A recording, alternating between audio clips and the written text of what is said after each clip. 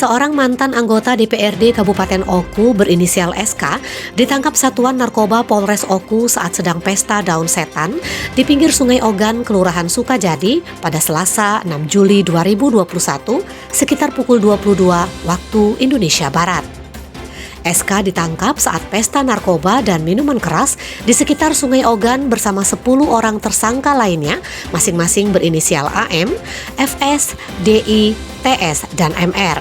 Selain itu, tersangka dengan inisial FR, IA, RD, SY, dan MI. Kapolres Oku AKBP Arif Hidayat Ritonga didampingi Kasat Narkoba AKP Hilal Adi Imawan dan Kasih Humas AKP Mardi Nursal menjelaskan penangkapan belasan orang tersangka ini berdasarkan laporan dari masyarakat terkait adanya pesta narkoba dan minuman keras di kawasan pinggiran Sungai Ogan. Berbekal laporan tersebut, polisi melakukan penggerebekan di lokasi dan mendapati 12 orang pria sedang asik nongkrong dan diduga sedang pesta narkoba. Salah satunya adalah oknum mantan anggota DPRD Oku berinisial SK tersebut. Dari hasil penggeledahan, polisi menemukan barang bukti berupa botol minuman keras dan 1 linting ganja dari seorang tersangka berinisial AM.